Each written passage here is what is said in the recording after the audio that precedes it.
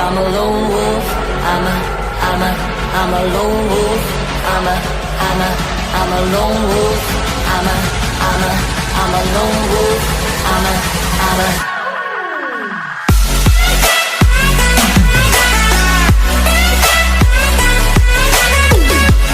What's up YouTube, Dale here from Zephyr Wargames, bringing you Fossil Adamancipators. So, Fossils are a brand new engine that we received in Battles of Legend Armageddon, and the deck at this moment in time only really technically has two main deck monsters in the form of Weathering Soldier and in the form of Fossil Diner. So it needs to be incorporated with other decks that use and abuse rock monsters. So one of the closest alternatives is with Dinos, and Joe will be bringing you that version. However, the most powerful rock version or rock deck right now is Adamancipators, so this is the most powerful version of Fossils at current. Now, the way this is going to operate is it is focused on going second. It does have the ability to go first should you lose that dice roll. It has got the balance between the two. The engine of Fossils is a lot less, and the way that is, or the reason that is because the Fossils are only going to aid you going second. It's going to help get you your OTK plays, it's going to help clear off your opponent's board, and the idea is you're going to use the lower level Fossil monsters to link climb higher, and then, or even synchro climb higher, and then banish them from the graveyard to search out your abilities, to then fuse into other ones, and then climb even higher from there. So, with that said and done, let me take you through the profile.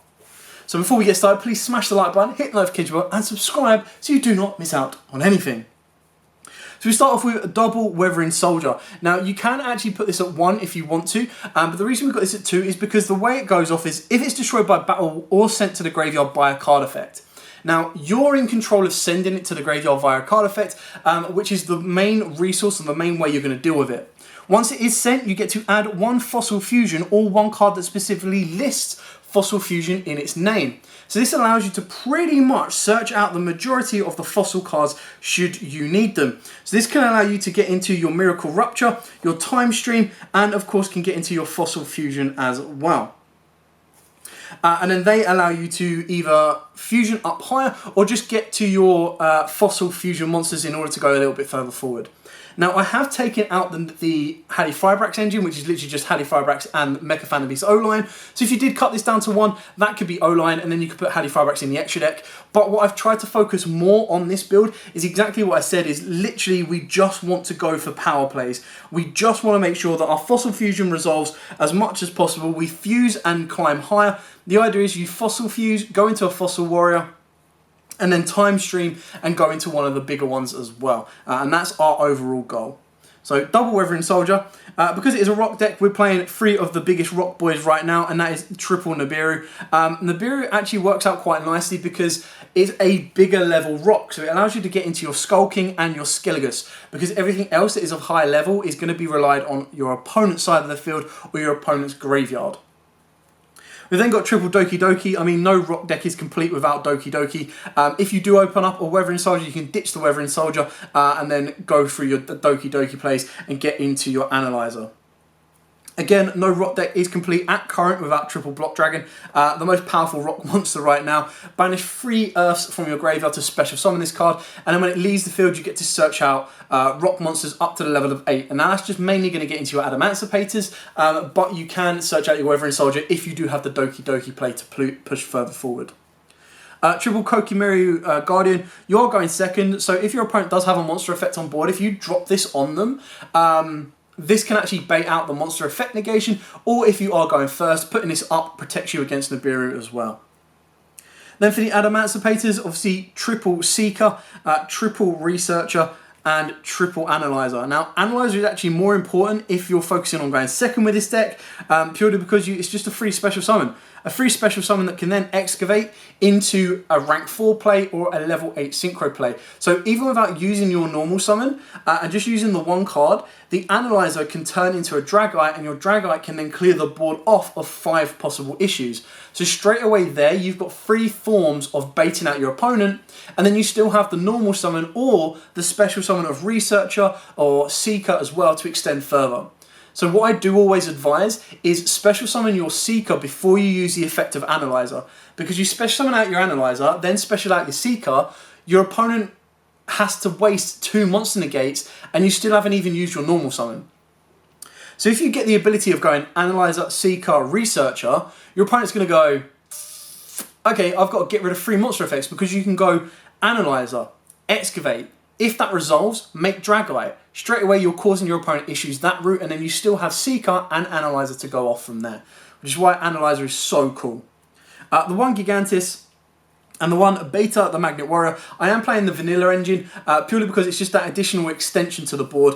But to be totally honest, this could be taken out because my free summon, I want to be my Analyzer over the Beta. The only other card that I would play if you are going to put Halley Firebrax back into the deck is the, I can't remember, the Trumpeteer, the vanilla rock that is a tuner. So that's the other one that I would go for as well. For the spells, we've got triple unexpected die. You can use like stuff like, I think it's Adhara, Puddincest, Saw, and other extenders if you want to, but I've kind of taken them out for the fossil cards because the whole idea of this is literally get to my fossils, use the rock monsters. I don't need earth monsters, I need rock monsters in this deck more, and then deal damage that way. Then for the fossil cards, we've got double Miracle Rapture. So you send 1 level 4 or lower rock monster from your deck to the graveyard. Then if Fossil Fusion is in your graveyard, draw 1 card. So the idea is you're going to send your Weathering Soldier for this, and then you've got your Foolish Burial to send your Block Dragon as well. So that's the reason why we play Miracle Rapture. Double Time Stream, so you target 1 Fossil Fusion monster you control, tribute it, and if you do special summon 1 Fossil Fusion monster from your extra deck whose original level is 2 higher than that monster. This is treated as a fusion summon with Fossil Fusion.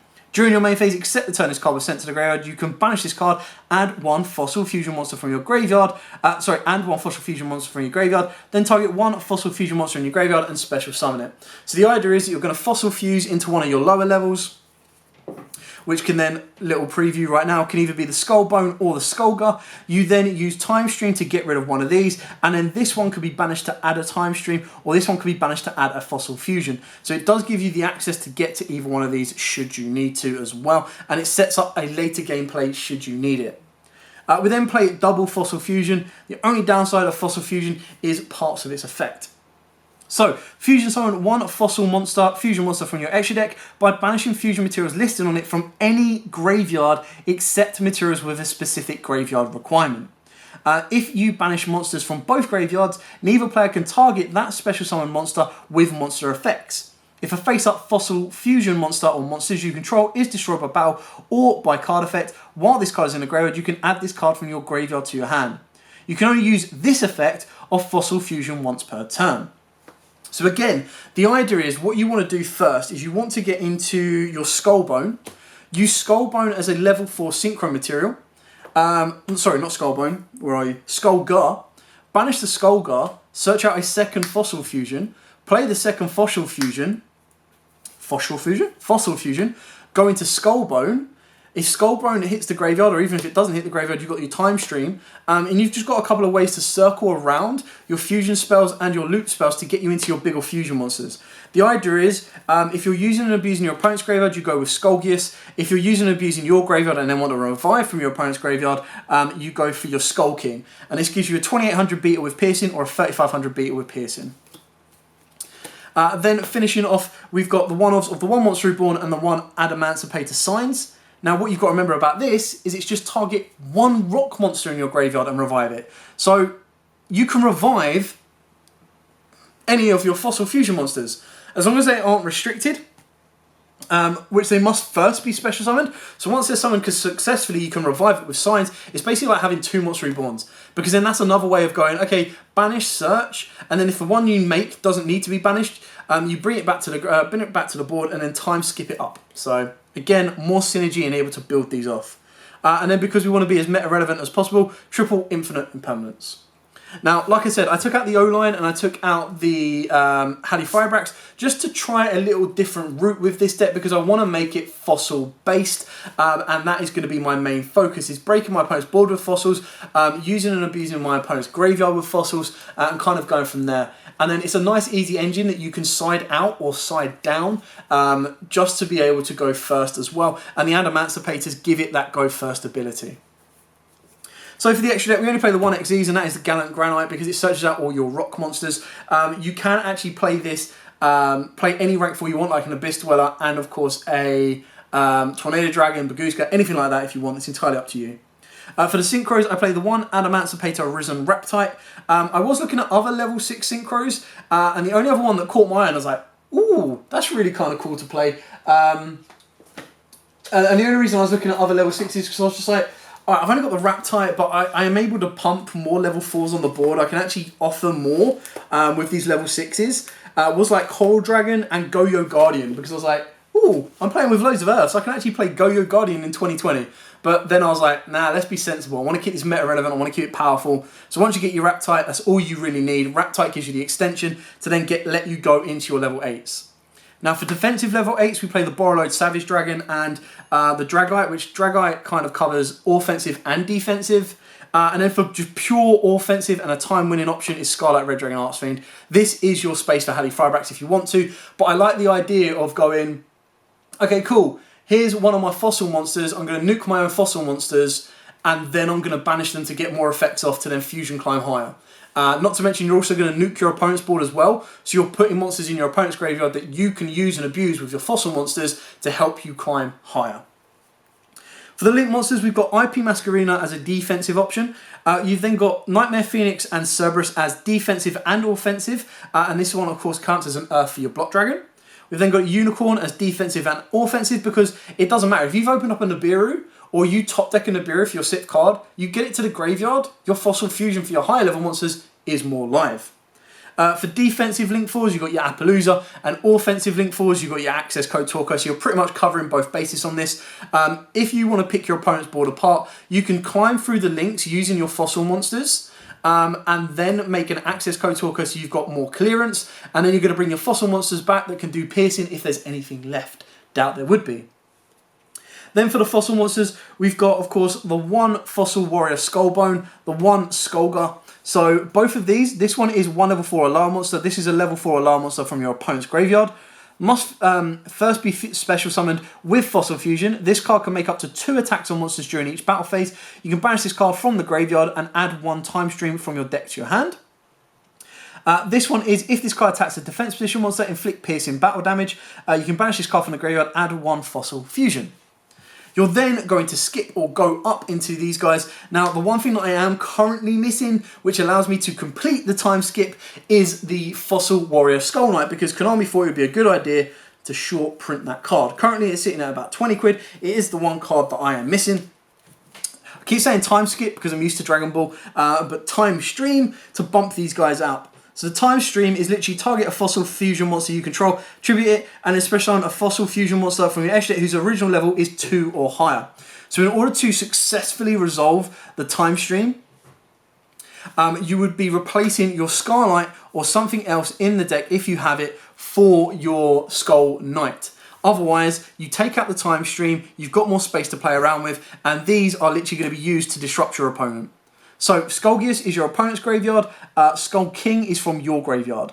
Must first be fusion summoned with Fossil Fusion. This card can make a second attack during each battle phase. If it attacks a defense position monster, inflict piercing battle damage.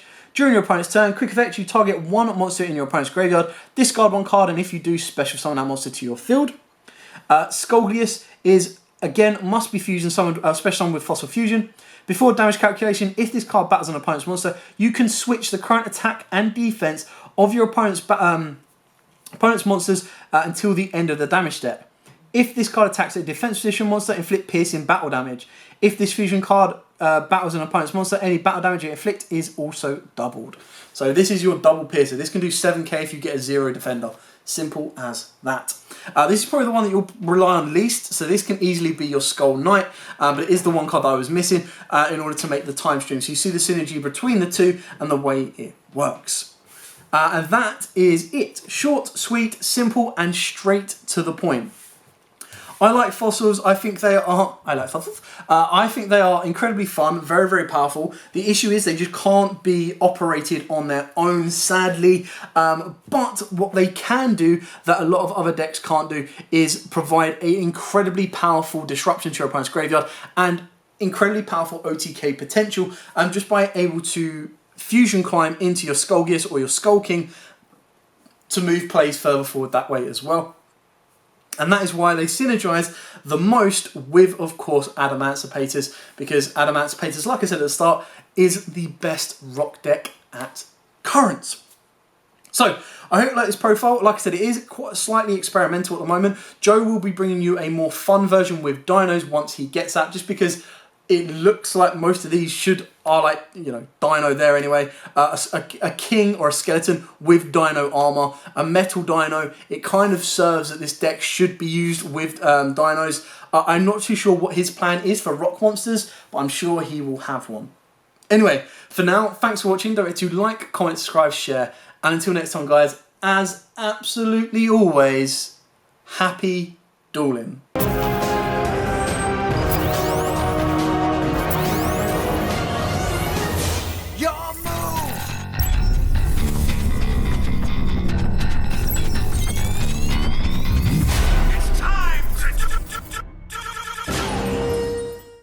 So guys, before we get started, don't forget we do have that amazing discount code thanks to Tier 0 Games going on right now. And all you have to do is put in ZWGames5 to get 5% discount on your total order at tier0games.com. The links will be in the description below.